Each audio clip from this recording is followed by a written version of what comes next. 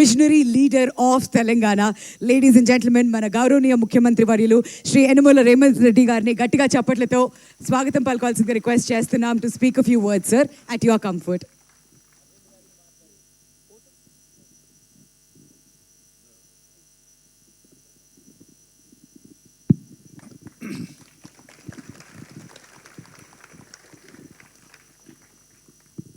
అల్లు శ్రీనివాస్ ప్రారంభోత్సవ కార్యక్రమానికి ఆహ్వానించి ఇంత మంచి కార్యక్రమాన్ని ఏర్పాటు చేసి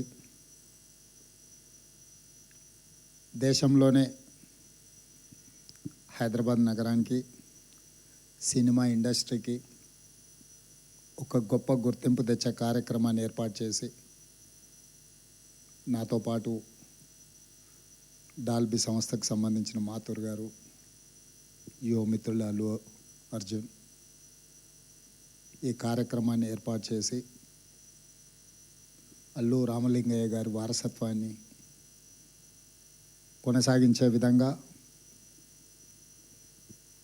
వారి జ్ఞాపకాలను ఎప్పుడూ తెలుగు ప్రజలకు, సినిమా అభిమానులకు గుర్తుండే విధంగా అల్లు అరవింద్ గారు ఇంత గొప్ప కార్యక్రమాన్ని చేపట్టడాన్ని మనస్ఫూర్తిగా వారిని, వారి కుటుంబ సభ్యుల్ని అభినందిస్తున్నాను.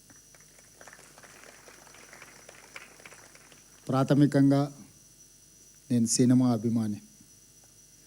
సినిమా పరిణామ క్రమం black and white, techno colours, Eastman colour, 70mm, Dolby, VFX ఇట్లా సాంకేతికంగా చాలా వేగంగా మన దేశము సినిమాలో అభివృద్ధిని సాధిస్తున్నది.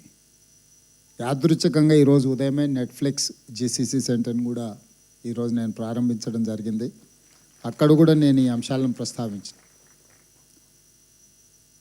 ఒక బాహుబలి, ఒక కల్కి, ఒక అరుంధతి డిజిటల్లీ సౌండ్ అంటే ప్రేక్షకులను కట్టిపడేసే విధంగా సాంకేతిక నైపుణ్యంతో సినిమా తీసిన దాన్ని ప్రదర్శించడానికి థియేటర్లు లేకపోతే ఆ సాంకేతిక నైపుణ్యం అనేది మనకు నిరుపయోగం అవుతుంది.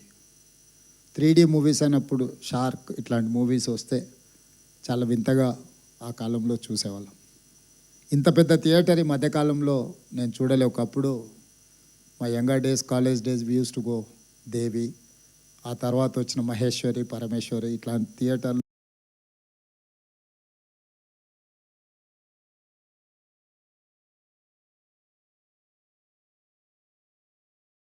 పెద్ద స్క్రీన్లో చాలామంది ఆడియన్స్తో చూడడానికి అవకాశం ఉంది.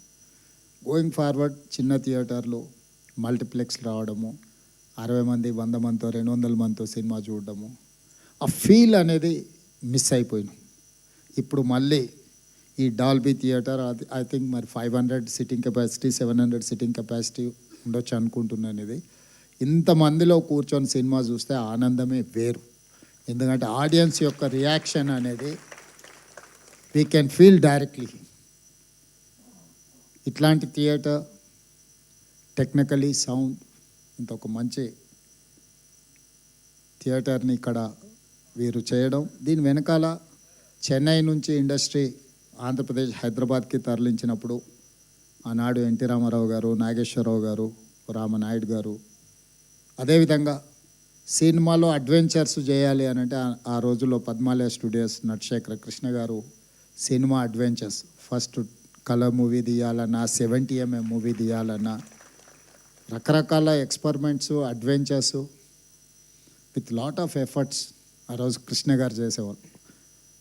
కృష్ణ గారు ఒక సంవత్సరంలో 15-16 సినిమాలు హీరోగా నటించి రిలీజ్ అయిన రోజుల నుంచి ఇప్పుడు 5-6 సంవత్సరాలకు ఒక సినిమా తీసే పరిస్థితి వచ్చింది.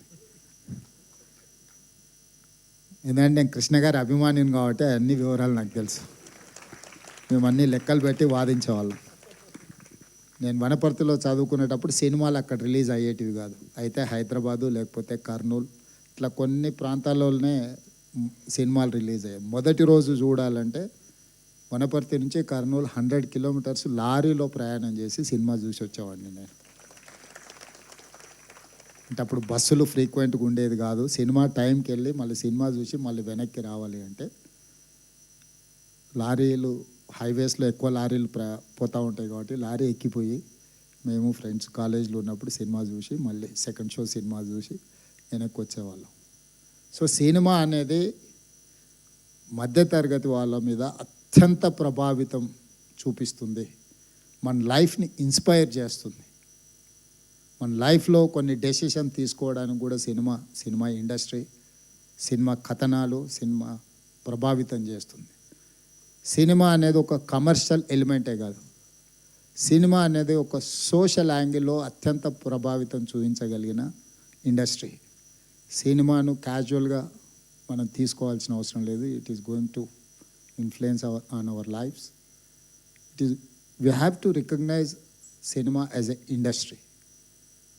తెలంగాణ రాష్ట్ర ప్రభుత్వం ఐటీ, ఫార్మాతో పాటు సినిమా ఇండస్ట్రీని కూడా ఒక గొప్ప పరిశ్రమగా తెలంగాణ రాష్ట్రాన్ని అభివృద్ధి చేసే దాంట్లో దీన్ని ఒక భాగస్వామ్యం చేయాలనేది మా ఆలోచన. నేను చాలా సందర్భాలలో చెప్పిన, ఎట్లయితే హైదరాబాద్ నగరాన్ని బెంగళూరు, ఢిల్లీ, ముంబై, చెన్నై నగరాలతో మాకు పోటీ లేదు. మాకు role model China, South Korea, Japan, Singapore అని ఎట్లయితే చెప్తున్నానో, టోక్యో, సింగపూర్, న్యూయార్క్ నగరాలు మాకు పోటీ అని ఎట్లయితే చెప్తున్నానో, ఎవరైతే మాకు రోల్ మోడల్సో మేము వాళ్ళతోనే కాంపీట్ చేయదలుచుకున్నాం. తెలుగు సినిమా ఇండస్ట్రీ కూడా పక్కన కోలీవుడ్తోనో లేకపోతే శాండల్వుడ్తోనో లేకపోతే బాలీవుడ్తోనో కాదు. We have to compete with Hollywood. Hollywood movie చూడడం కాదు, హాలీవుడ్ మూవీ కూడా ఇక్కడ తీయాలి, ఇక్కడ ప్రదర్శించాలి. ఇక్కడ టెక్నాలజీ, అందుకే ఈరోజు నెట్ఫ్లిక్స్ ఓపెనింగ్ అప్పుడు కూడా ఐ టోల్డ్ దెమ్, మీకు ఏం కావాలన్నా మా గవర్నమెంట్ 100% సపోర్ట్ చేస్తుంది. నాలెడ్జ్ హబ్ క్రియేట్ చేసినప్పుడే ఇండస్ట్రీ అనేది ప్రమోట్ అవుతుంది. ఈరోజు కృష్ణానగర్ని మనకు చిన్న చూపు చూడవచ్చు, కానీ ఆ కృష్ణానగరే గొప్ప గొప్ప సినిమాలు ఇవ్వడానికి ఒక గొప్ప వేదికకు, ఒక బాహుబలి వచ్చిందన్న, ఒక పుష్ప వచ్చిందన్న, ఇట్లాంటి గొప్ప సినిమాలకు పనిచేసిన సాంకేతిక నైపుణ్యం ఉన్న కళాకారులు చాలామంది అక్కడ ఉన్నారు. ఈ ఇండస్ట్రీని తెలంగాణ రాష్ట్ర ప్రభుత్వం గుర్తించడమే కాకుండా ఈ ఇండస్ట్రీ పెరగడానికి అవసరమైన అన్ని సహకారాలు అందించడానికి ఈరోజు తెలంగాణ రాష్ట్ర ప్రభుత్వం సంసిద్ధంగా ఉంది. అందులో భాగంగానే ఇది అల్లు అరవింద్ గారు లేకపోతే వారి కుటుంబం నిజంగా ఒక కొడుకు ప్రయోజకుడు అయినప్పుడు తండ్రికి అత్యంత గొప్ప సంతోషాన్ని ఇస్తుంది. తాను సొంతంగా ప్రయోజకుడు అయినప్పుడు కలిగే సంతోషానికంటే పుత్రవాత్సల్యం కానీ పుత్రుడు ప్రయోజకుడు అయినప్పుడు ఎక్కువ సంతోషాన్ని ఇస్తుంది. ఖచ్చితంగా స్వర్గంలో ఉన్న అల్లు రామలింగయ్య గారు ఈరోజు అల్లు అరవింద్ గారిని చూసి తప్పకుండా వారి మనసు ఉప్పొంగుతుంది అని నేను భావిస్తున్నాను. సినిమాలో నటుడుగా నేను వారిని చంటబ్బాయి సినిమాలో అరవింద్ గారు నటించిన నాకు గుర్తుంది. సో వారు నటుడుగా కాకుండా పరిశ్రమలో ఒక ఇన్స్టిట్యూషనలైజేషన్, ఒక వ్యక్తిగా కాకుండా ఒక సంస్థగా గీతా ఆర్ట్స్ కానీ కుటుంబంలో ఇప్పుడు అల్లు అరవింద్ గారు ఏదైతే బన్నీని, అల్లు అర్జున్ని లేకపోతే శిరీష్ని చూసి సంతోషపడుతున్నాడో, అంటే ఆయన సక్సెస్ కంటే కూడా ఆయన పిల్లల సక్సెస్ని ఆయన ఎంజాయ్ చేస్తున్నాడు. సో అల్లు రామలింగయ్య గారు, అల్లు అరవింద్ గారు, ఈరోజు బన్నీ, వీళ్ళ సక్సెస్ స్టోరీ చాలామందిని ఇన్స్పైర్ చేస్తుంది. చాలామంది సక్సెస్ వెనకాల ఉన్న వాళ్ళ హార్డ్ వర్క్ని అర్థం చేసుకోవాలి. హార్డ్ వర్క్ అర్థమైనప్పుడు మనకు ఆ వ్యక్తుల పట్ల గౌరవం పెరుగుతుంది.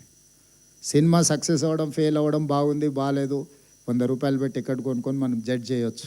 అంతకంటే మనకి ఎక్కువ ఇన్వెస్ట్మెంట్ కూడా అక్కర్లేదు.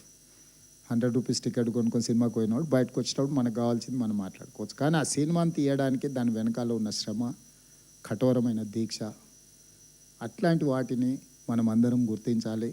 తప్పకుండా ఈరోజు అల్లు రామలింగయ్య గారి కుటుంబాన్ని, అల్లు అరవింద్ గారి కుటుంబాన్ని, మిత్రులు అల్లు అర్జున్, మీరందరూ ఒక ప్యాషన్ తోటి కంప్లీట్ ఇన్వాల్వ్మెంట్గా అనిపిస్తుంది ఇందులో.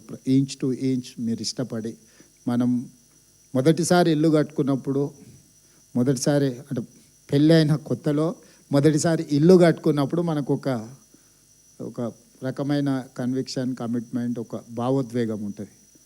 ఈరోజు ఈ థియేటర్ పనితనంలో అల్లు అరవింద్ గారిని చూపిస్తూ డైరెక్టర్స్ గురించి కానీ, వీళ్ళందరి గురించి చూపించేటప్పుడు ఇంచ్ టు ఇంచ్ ఆయన ఇష్టపడి కట్టుకున్నది వారి మాటల్లోనే ఆ ఆనందం కనిపిస్తుంది.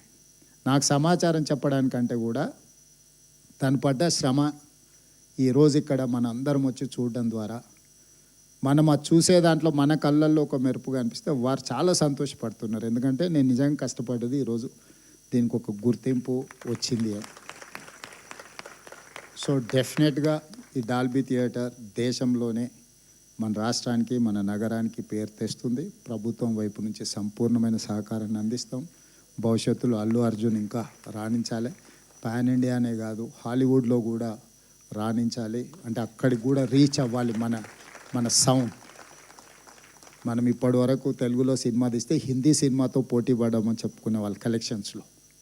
నటించాల్సిన అవసరం లేదు. ఫైనాన్షియల్స్ వర్కౌట్ చేసిన టెక్నికల్గా మనం సౌండ్ వాటితో పోటీ పడి ఒక అవతార్ మూవీని టెక్నికలీ సౌండ్ అని వాళ్ళైతే జురాసిక్ పార్క్ని ఎట్లయితే అనుకుంటున్నారో ఆ సినిమాలతో పోటీ పడే విధంగా మన సినిమాలు తీయడం, మన సినిమా నటులు కూడా వాళ్ళతో పోటీ పడే విధంగా నటించగలిగినప్పుడు మనం హాలీవుడ్తో కాంపీట్ చేసినట్టే.